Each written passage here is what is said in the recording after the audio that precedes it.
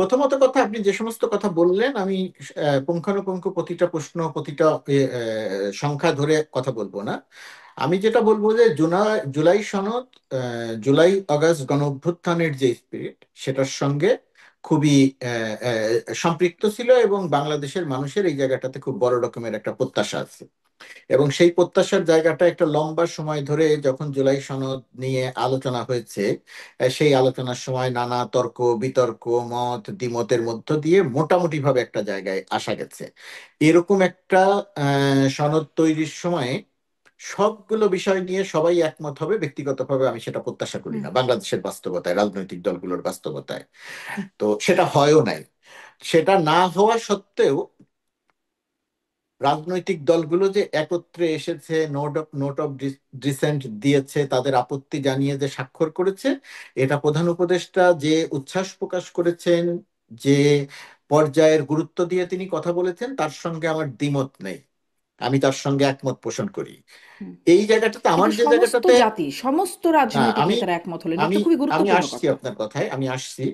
এই জায়গাটাতে পুরো ব্যাপারটা, আপনি যে 6টি 10টি 9টি ইত্যাদি কথা বললেন, দলের কথা বললেন যে তারা থাকলো না, আমার কাছে এই জায়গাটিতে সবচেয়ে গুরুত্বপূর্ণ হচ্ছে একটি দল। আপনি বলতেই পারেন দল হিসেবে হয়তো তারা ছোট, এখনো তারা নিবন্ধন নেয়নি, এরকম নানা কথা বলা যাবে। কিন্তু একটি দল এই জুলাই সনদ অনুষ্ঠানে না উপস্থিত না থাকায়, তারা স্বাক্ষর না করাটা অত্যন্ত বেদনাদায়ক একটা ঘটনা তৈরি করেছে।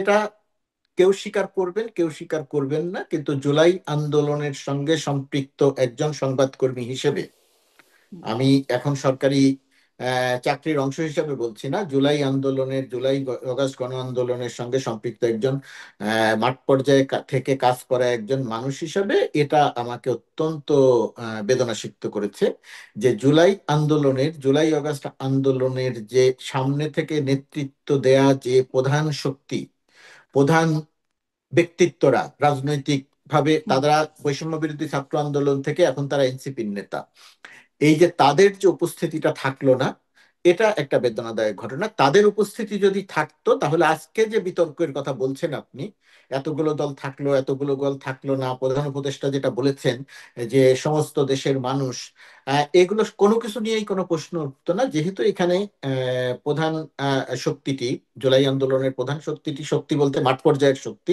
নেতৃত্বের শক্তি, তারা না থাকার কারণে। তবে এখনো আমি এই জায়গাটা নিয়ে আমি বেদনাসিক্ত, বাট আমি অতটা হতাশ নই যে কিছুই হলো না।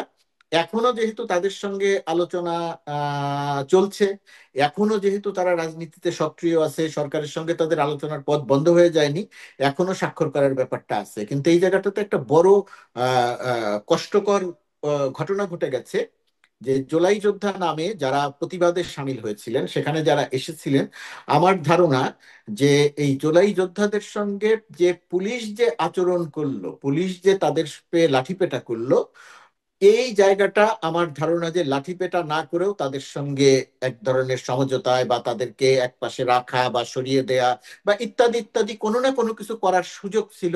এদের প্রতি যেভাবে নির্দয়ভাবে পুলিশি লাঠিপেটা হয়েছে, আমার ধারণা যে এটার কোনো দরকার ছিল না। এই কাজটি করা মোটেই ঠিক হয়েছে বলে আমি মনে করছি না।